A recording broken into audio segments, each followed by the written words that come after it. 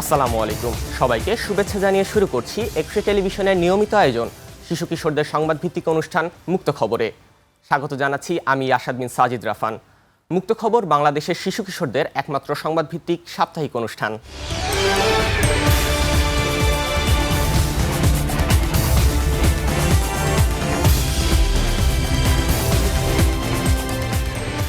প্রশিক্ষণপ্রাপ্ত 40 জন শিশু সাংবাদিকের এই দলে সমাজের সব শ্রেণীর কিশোর কিশোরীরা রয়েছে। মুক্ত খবর অনুষ্ঠানের গবেষণা, সংবাদ তৈরি এবং সম্পাদনায় এরা অংশ নেয়। একুশে টেলিভিশন একটি জাতীয় সম্প্রচার মাধ্যম হিসেবে কিশোর কিশোরীদের মত প্রকাশের অধিকার হিসেবে আধুনিক দৃষ্টিভঙ্গি গড়ে তোলায় বিশ্বাসী। প্রথমেই খবর শিরোনামে রয়েছে, দেশের খবরে থাকছে বিশ্বে 13 কোটি 80 লাখ শিশু এখনও শিশু শ্রমে যুক্ত। প্রাণী জগতে থাকছে প্রায় 45 মিলিয়ন বছর আগে হিপোপটামি পরিবার। আনন্দলোকে থাকছে বাংলাদেশের বৃহৎ মিঠাপানির জলাভূমি হাকালুকি হাওর। বিজ্ঞান ও প্রযুক্তিতে থাকছে কম দামে মোবাইল ফোন তৈরিতে গুগল। এবং থাকছে আজকের এই বিশেষ দিনে ও চিঠিপত্র।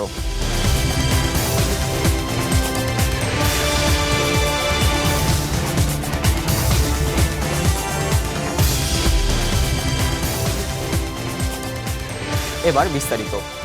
বৈশ্বিক প্রচেষ্টার ফলে শিশুশ্রম উল্লেখযোগ্যভাবে কমলেও 13 কোটি 80 লাখ শিশু 2024 সালে শিশু শ্রমে যুক্ত ছিল, যার মধ্যে 5 কোটি 40 লাখ শিশু ঝুঁকিপূর্ণ কাজে যুক্ত, যা তাদের স্বাস্থ্য, নিরাপত্তা ও বিকাশকে বাধাগ্রস্ত করছে। আন্তর্জাতিক শ্রম সংস্থা ILO ও ইউনেস্কোর যৌথ উদ্যোগে প্রকাশিত একটি প্রতিবেদনে এর চিত্র উঠে এসেছে। বিস্তারিত জানাচ্ছেন ফাহিম রহমান। বিশ্বে 13 কোটি 80 লাখ শিশু এখনও শিশুশ্রমে যুক্ত। বাংলাদেশে কিছুটা অগ্রগতি হলেও সংকট রয়ে গেছে।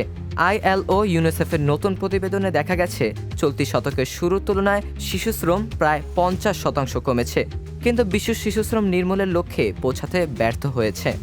বিশ্ব শিশুশ্রম প্রতিরোধ দিবস child labour global estimates 2024 Trends and the road forward শীর্ষক এই প্রতিবেদন প্রকাশ করা হয়েছে।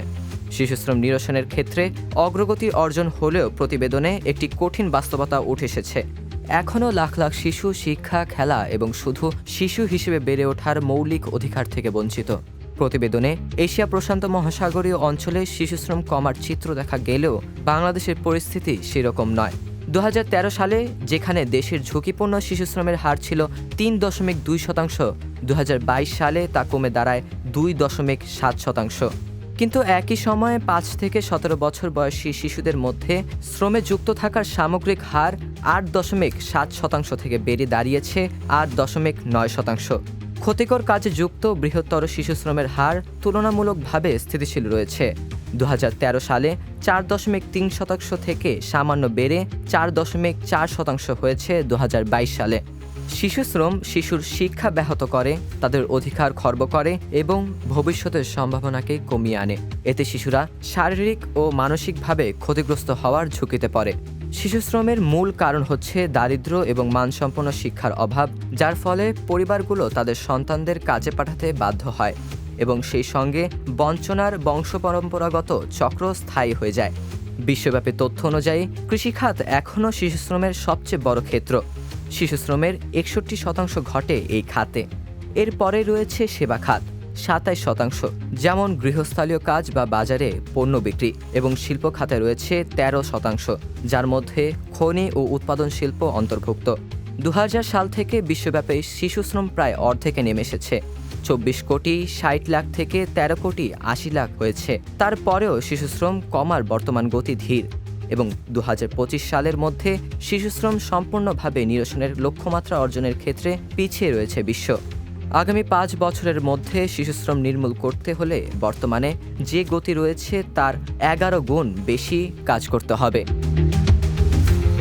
ফাহিম রহমান, মুক্ত খবর, একুশে টেলিভিশন, ঢাকা।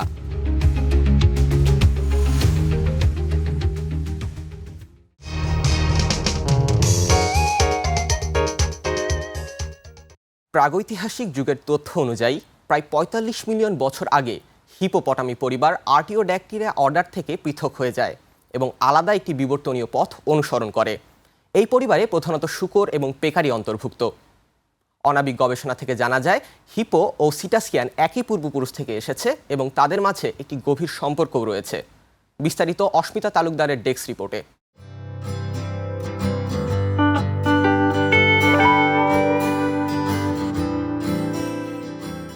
জলহস্তী বিশালদেহী স্তন্যপায়ী তৃণভোজী প্রাণী। একটি প্রাপ্তবয়স্ক জলহস্তীর ওজন গড়ে 1500 কেজি হয়ে থাকে। হাতি ও গন্ডারের পরে এরা সবচেয়ে বড় স্থলবাসী প্রাণী। তবে আফ্রিকান এ প্রাণীর স্বগোত্রীয় আরেকটি প্রজাতির জলহস্তী দেখা যায়, যা পিগুমি হিপোপটেমাস বা বামন জলহস্তী নামে পরিচিত। বামন জলহস্তী আফ্রিকার পশ্চিমাঞ্চলে বসবাস করে।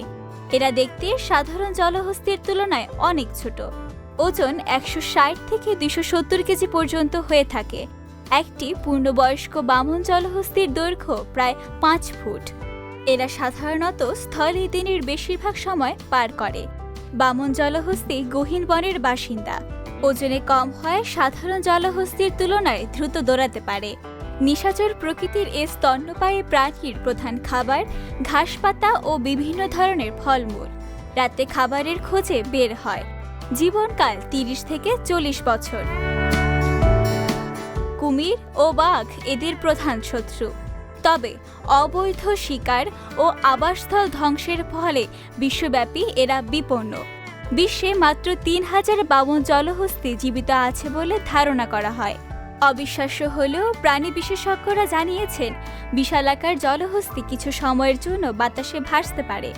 যুক্তরাজ্যের রয়্যাল ভেটেরিনারি কলেজের এক গবেষণায় দেখা গেছে ভারী শরীর ও 4 পা একসঙ্গে উপরে তুলে 0.3 সেকেন্ড পর্যন্ত বাতাসে ভাসতে পারে এক জলহস্তী। 1 সেকেন্ডের কম সময়ের জন্য বাতাসে ভাসলেও এটি বিশালদেহী জলহস্তীর জন্য বেশ বড় বিষয়। জলহস্তীদের নিয়ে কাজ করা কঠিন, কারণ এরা বেশিরভাগ সময় পানিতে থাকে। আবার জলহস্তীদের কাছে থাকাও বেশ বিপজ্জনক। প্রাগৈতিহাসিক যুগের তথ্য অনুযায়ী প্রায় 45 মিলিয়ন বছর আগে হিপ্পোপোটামি পরিবার আর্টিওডেকটিলা অর্ডার থেকে পৃথক হয়ে একটি আলাদা বিবর্তনীয় পথ অনুসরণ করে। এ বিষয়ে গবেষক কিয়েরান হলিডে জানিয়েছেন জলহস্তীর গতিবিধি সম্পর্কে নতুন তথ্য জানার সুযোগ করে দিয়েছে এই গবেষণা। অস্মিতা তালুকদার, ডেস্ক রিপোর্ট, মুক্ত খবর, 21 টেলিভিশন।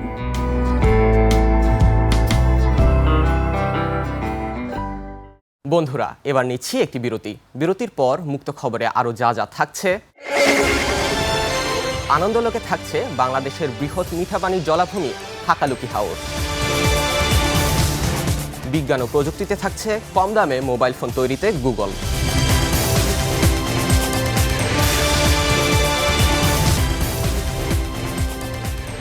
বিরতির পর আবারও স্বাগত জানাচ্ছি শিশু কিশোরদের সংবাদ ভিত্তিক অনুষ্ঠান মুক্ত খবরে। আমাদের এবারের আয়োজন আনন্দলোক।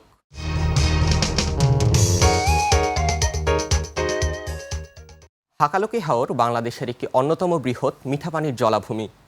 পশ্চিমে ভাটেরা পাহাড় ও পূর্বে পাথালিয়া মাধব পাহাড় বেষ্টিত হাকালুকি হাওর সিলেট ও মৌলভীবাজার জেলার 5টি উপজেলায় বিস্তৃত। ছোট বড় প্রায় 238টিরও বেশি বিল ও ছোট বড় 10টি নদী নিয়ে গঠিত হাকালুকি হাওর বর্ষাকালে 18,000 হেক্টর এলাকায় পরিণত হয়। এই হাওরে বাংলাদেশের মোট জলজ উদ্ভিদের অর্ধেকেরও বেশি এবং দেশের গুরুত্বপূর্ণ ও সংকটাপূর্ণ উদ্ভিদ ও প্রাণী প্রজাতি পাওয়া যায়। বিস্তারিত সানজিদা ইসলামের রিপোর্টে।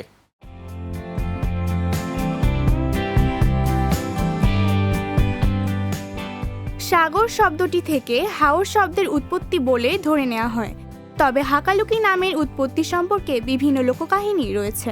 জনশ্রুতি মতে বহু বছর আগে ত্রিপুরার মহারাজা ওমর মানিকের সেনাবাহিনীর ভয়ে বড়লেখা কুকি দলপতি হাঙ্গর সিং জঙ্গলপূর্ণ ও কর্দমাক্ত এক বিস্তীর্ণ এলাকায় এমনভাবে লুকিয়ে যায় যে কালক্রমে ওই এলাকার নাম হয় হাঙ্গুলুকি। ধীরে ধীরে তা হাকালুকিতে পর্যবসিত হয়।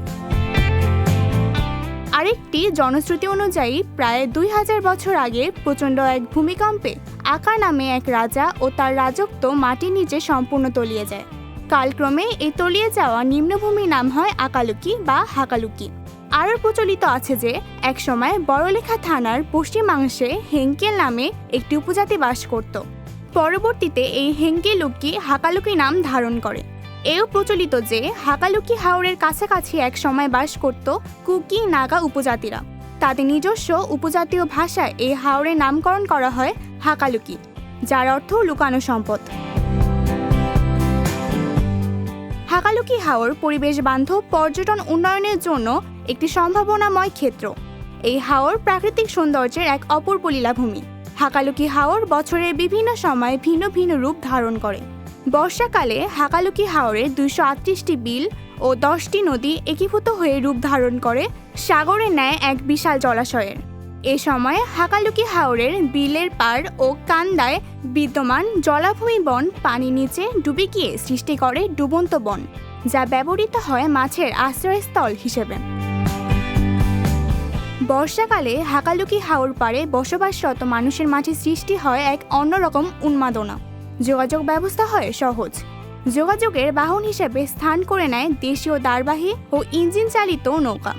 জেলেরা মেতে ওঠে মাছ ধরার উৎসবে। বিভিন্ন প্রকার সামাজিক আচার অনুষ্ঠান এই সময় অনুষ্ঠিত হয়। হাকালুকি হাওরের জীববৈচিত্র্যের ভাণ্ডারও অত্যন্ত সমৃদ্ধ। বিভিন্ন ধরনের উদ্ভিদ ও প্রাণী পাওয়া যায় এই হাওরে।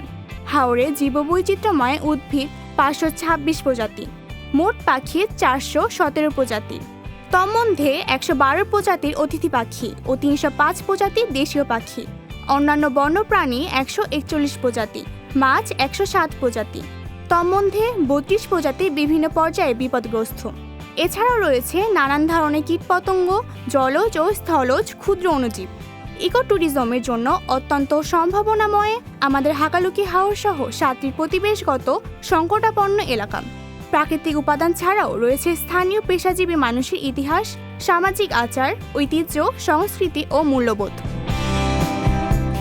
সানজিদা ইসলাম, মুক্ত খবর, 21 টেলিভিশন, হাকালুকি হাওর, সিলেট।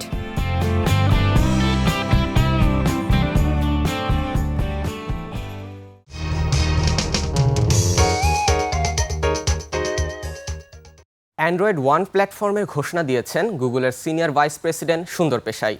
কম দামে মানুষের হাতে স্মার্টফোন পৌঁছে দিতে চায় গুগল। গত বুধবার যুক্তরাষ্ট্রের স্যান ফ্রান্সিসকোতে গুগলের বার্ষিক সম্মেলনে কম দামি স্মার্টফোনের জন্য অ্যান্ড্রয়েড ওয়ান নামের একটি উদ্যোগের কথা জানিয়েছেন অনুসন্ধান সেবাদাতা প্রতিষ্ঠানটি।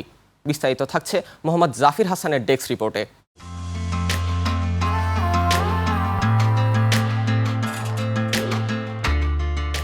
অ্যান্ড্রয়েড ওয়ান হচ্ছে অ্যান্ড্রয়েডের একটি সংস্করণ যা কম দামি মোবাইল ফোনে ব্যবহার করা যাবে।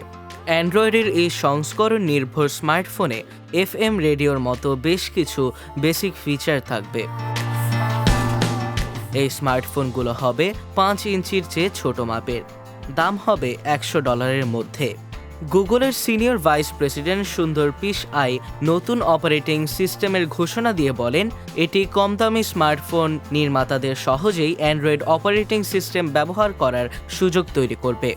এতে অ্যান্ড্রয়েড নির্ভর স্মার্টফোন ব্যবহারের পরিমাণ আরও বাড়বে।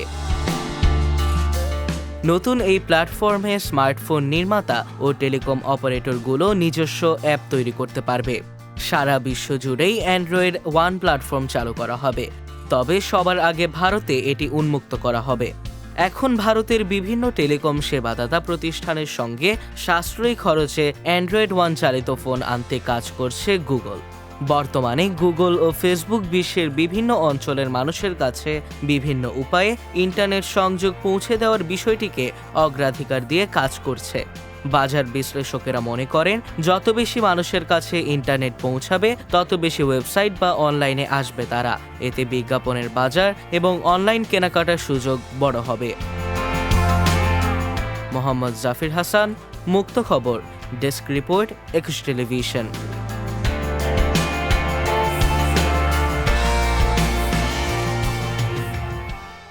বন্ধুরা, আবারও নিতে হচ্ছে একটি বিরতি। তবে বিরতির পর মুক্ত খবর অনুষ্ঠানে আরও যা যা থাকছে, আজকের এই বিশেষ দিনে ও চিঠিপত্র।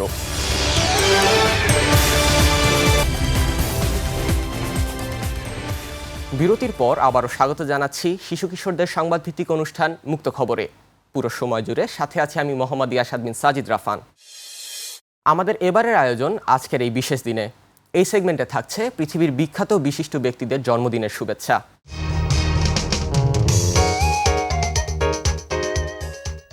হেলেন অ্যাডামস কেলার আজকের এই দিনে ২৭ জুন ১৮৮০ সালে মার্কিন যুক্তরাষ্ট্রের আলাবামায় জন্মগ্রহণ করেন। বাকশ্রবণ ও দৃষ্টি প্রতিবন্ধিত্ব নিয়ে মাত্র ২৪ বছর বয়সে স্নাতক ডিগ্রি অর্জন করেন এবং পরবর্তীতে ডক্টরেট ডিগ্রিও অর্জন করেন। তিনি প্রতিবন্ধী শিশুদের অধিকারের জন্য আজীবন লড়াই করেছেন। একই সাথে তিনি ছিলেন একজন গুরুত্বপূর্ণ লেখক ও রাজনৈতিক কর্মী। আজ তার জন্মদিনে এক্সট্রা টেলিভিশন ও মুক্ত খবর পরিবারের পক্ষ থেকে জানাই জন্মদিনের অনেক অনেক শুভেচ্ছা। রাউল গোনসালেস ব্লাসকো আজকের এই দিনে ২৭ জুন ১৯৭৭ সালে তার জন্ম হয়। তিনি একজন স্প্যানিশ ফুটবল খেলোয়াড়। তিনি রিয়াল মাদ্রিদ দলে ১৯৯৪ সাল থেকে ২০১০ সাল পর্যন্ত খেলেছেন এবং তিনি দলের অধিনায়কের দায়িত্ব পালন করেছেন। তিনি বর্তমানে কাতারের আল শাদ ক্লাবে খেলেন। তিনি স্পেনের জাতীয় ফুটবল দলের হয়ে ১০০টিরও বেশি ম্যাচ এবং ৪৭টি গোল দিয়ে তিনি সর্বকালের দ্বিতীয় সর্বোচ্চ গোলদাতা। তিনি তার কৌশল, গোল করার অসামান্য দক্ষতা, নেতৃত্ব গুণের জন্য এখনও পর্যন্ত লাল কার্ড দেখেননি। আজ তার জন্মদিনে এক্সট্রা টেলিভিশন ও মুক্ত খবরের পরিবারের পক্ষ থেকে জানাই জন্মদিনের অনেক অনেক শুভেচ্ছা। শিশু কিশোরদের সংবাদভিত্তিক অনুষ্ঠান মুক্ত খবর কেমন লাগলো? তোমাদের যে কোনো মতামত, পরামর্শ এবং শিশুদের যে কোনো বিষয়ে তথ্য প্রতিবেদন পাঠাতে পারো এই ঠিকানায়। প্রযোজক মুক্ত খবর, extra television limited, Jahangir tower, 10 Kazi Nazrul Islam Avenue, কারণ বাজার, ঢাকা ১২১৫। ফোন 0255014316 থেকে 25, মোবাইল 019586664544, ইমেইল মুক্তখবর@21-tv.com অথবা মুক্তখবর 2025@gmail.com। আমরা থাকবো তোমাদের মতামতের অপেক্ষায়। আমরা অনুষ্ঠানের শেষ প্রান্তে চলে এসেছি। প্রতি পর্বেই আমরা হাজির তোমাদের কাছে। সবাইকে আগামী পর্ব দেখার আমন্ত্রণ জানিয়ে শেষ করছি আমাদের মুক্ত খবর। ততক্ষণ ভালো থেকো, সুস্থ থেকো, চোখ রেখো এক্সট্রা টেলিভিশনের পর্দায়। বিদায়।